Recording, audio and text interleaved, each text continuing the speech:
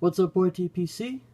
This is DSG Pipe Smoker with another pipe smoking video, and today I'm going to be doing the review on this Amphora 728-648, I believe. Yes. And it is the extra model, so it's the Amphora Extra 728-648. Now, before I go much further into this, pipesandcigars.com does have a second brand under Amphora called the Royal Danish brand, and you can get the 528 shape just like this. Excuse me.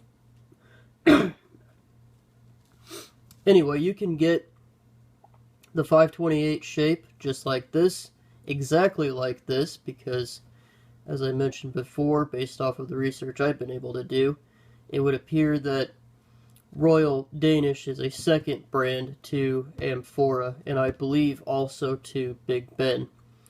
But you can get this shape from pipesandcigars.com. I'll link it down below, specifically where on the website that you can get it.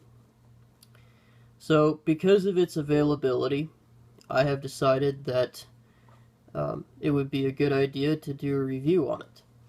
So, here it is.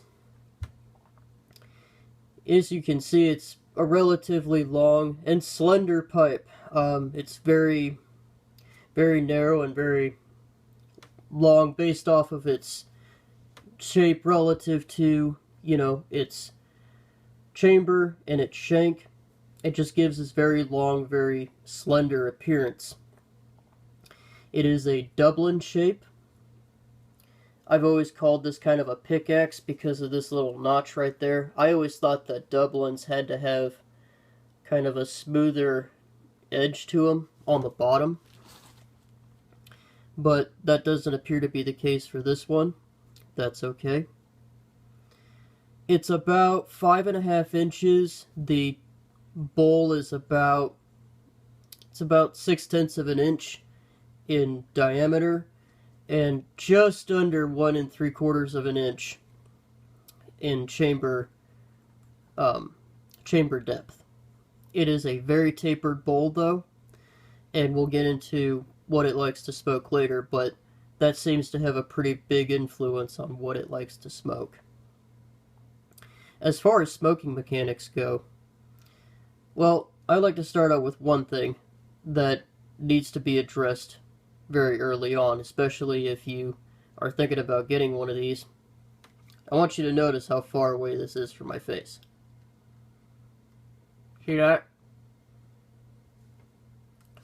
Now, when I got this particular pipe as an estate purchase, this pipe had some burnout to it, and you can see the walls on this pipe are not that particularly thick.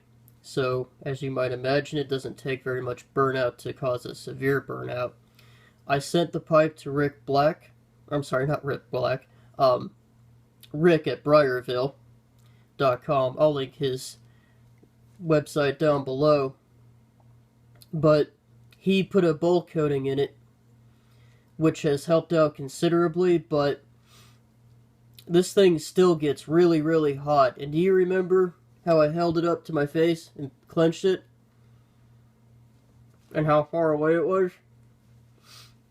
Well, I can see why someone burnt this pipe out to begin with, because even as hot as this pipe gets, and I mean, you can't, if you're not careful, you won't be able to touch it.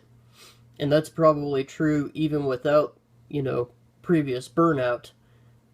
But you can't feel it next to your face. You have to physically hold it.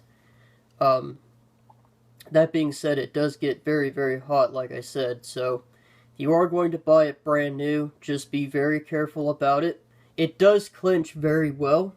Just, periodically remove it from your mouth and just feel it. Double check and make sure it doesn't need to sit for a little bit to cool down. And that's really the only complaint I have about this pipe. It's extremely light. I mean, it's the lightest pipe in my collection. Um, like I said, it has a very slender profile. You can see that the stem is very thin. That makes for very easy clenching. It does have a vulcanite stem to it, but the vulcanite stem appears to be of very high quality because it doesn't, and when I got it, it was polished, but it doesn't appear to oxidize as easily. And even when it does oxidize a little bit, it's very easy to clean up with just, your typical routine deoxidization methods for cleaning vulcanite stems. Draw is about where you want it to be, I think. It's not super wide open, so you don't have to overpack the bowl, but it's not super restrictive either. It's right about perfect. So if you do your part in packing and lighting, there shouldn't be any issues whatsoever.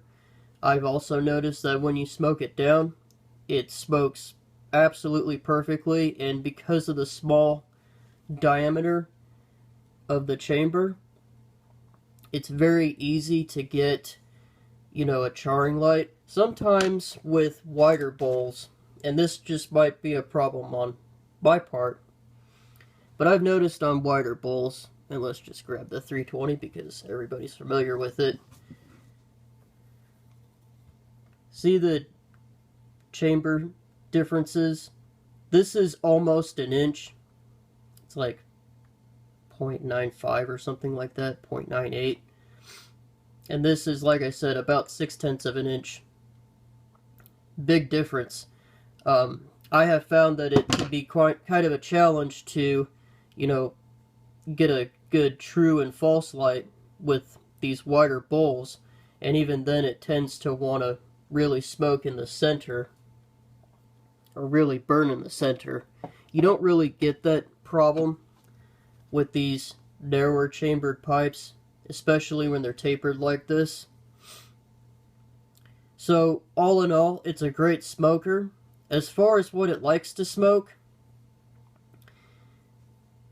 this, and actually my David Windsor pipe, which I may or may not do a review on that, I'll have to think on it, but this pipe and my David Windsor pipe are my two, I don't want to say straight Virginia because I can't smoke straight Virginias, as a lot of you guys know, they bite the hell out of me, but almost any Virginia Perique blend, Elizabethan mixture is a good example of this, so is Peter Stokkebye's Luxury Bullseye Flake, but it'll turn almost any Virginia Perique blend into a straight Virginia, in that it'll almost completely, though maybe not entirely, eliminate the Perique, and all you get is the taste of the Virginias in the blend, which is really nice.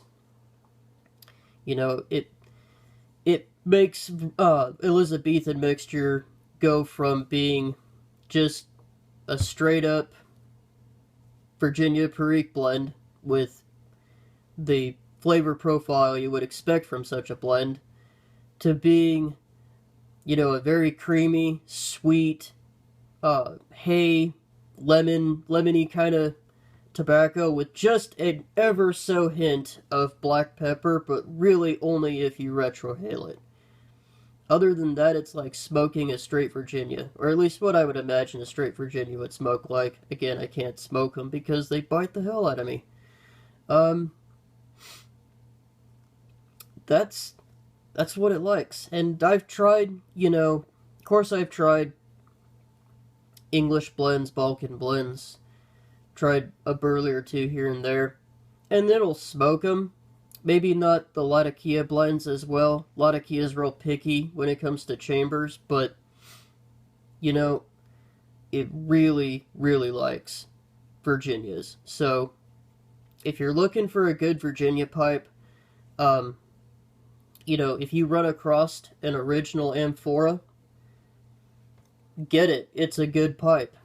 Otherwise, as far as I know, Again, I will link it down below, but Pipes and Cigars is selling the Danish Royal pipes for a little over $60. I want to say it's like 62 or 62 and a half or 65, something like that.